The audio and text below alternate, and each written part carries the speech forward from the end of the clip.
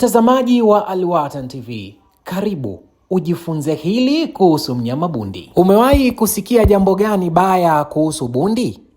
Ngoja leo hii nikwambie na umfahamu japo kwa uchache mnyama ama ndege bundi.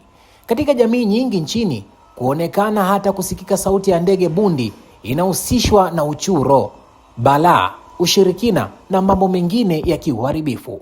Kutokana na imani hizo, jamii nyingi nchini huhusisha bundi na vifo, magonjwa na matatizo yoyote yanayoikumba familia pindi sauti ya ndege huyo inaposikika juu ya paa au miti iliyo karibu na makazi ya watu.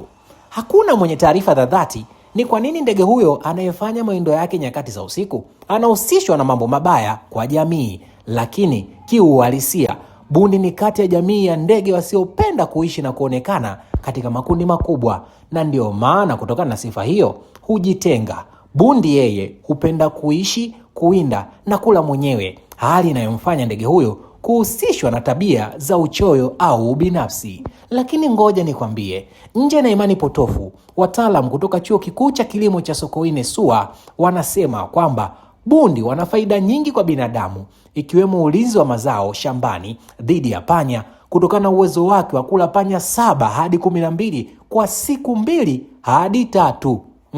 Usishangae. Na wataalamu wanasema kuwa kutokana na uwezo huo, taasisi ya kudhibiti viumbe hai waharibifu inatekeleza mradi wa kupunguza panya mashambani kwa kutumia bundi badala ya kemikali. Kwa mujibu wa madokta mbalimbali, mradi huo unatekelezwa katika mashamba ya wakulima eneo la Isimani huko Iringa, na tayari kuna mafanikio ya kuadhibiti panya na hivyo kuongeza uzalishaji wa mazao. Wanaeleza kuwa kutokana na tabia ya kuishi eneo moja kwa muda mrefu, kutegemeana na upatikanaji wa mawindo, bundi wana uwezo wa kuwina na kuwaua panya wengi hata kama hawali wote, jambo linalosaidia kupunguza na hatimaye kuangamiza panya waharibifu shambani.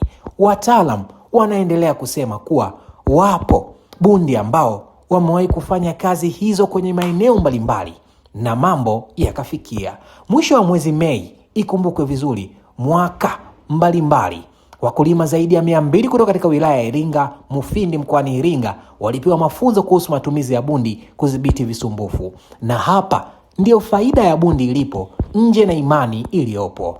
Hii ni sehemu ya kwanza inayoangazia kuhusu mnyama bundi. Usiondoke, tuendelee. Wataalamu wanazungumza kuwa mikakati iliyotiliwa mkazo na serikali ni pamoja na watafiti ni kutumia njia mbadala kudhibiti viumbe waharibifu ambayo ni rafiki kwa mazingira. Inaelezwa kuwa watu wamefanya utafiti wa kuja na mbinu mbadala ambayo ni rafiki na mazingira, lakini inasaidia kukabiliana na panya ambao ni kutumia bundi, ambaye watu wengi wanaamini kuwa bundi anahusishwa na imani za kishirikina. Ukifika mkoani Morogoro, Tanzania, katika chuo cha SUA utashuhudia bundi namna ambavyo wanavyopata mafunzo haya, lakini pia namna ambavyo wamekuwa wakifugwa. Ngoja nikwambie, watu hufundishwa jinsi ya kufanya kuwezesha bundi kukabiliana na viumbe visumbufu na kuwatengeneza viota ambavyo watawekwa kwenye mashamba. Sababu ya kuweka viota mashambani ni kwa kuwa bundi ni ndege ambaye hapendi kutengeneza viota vyake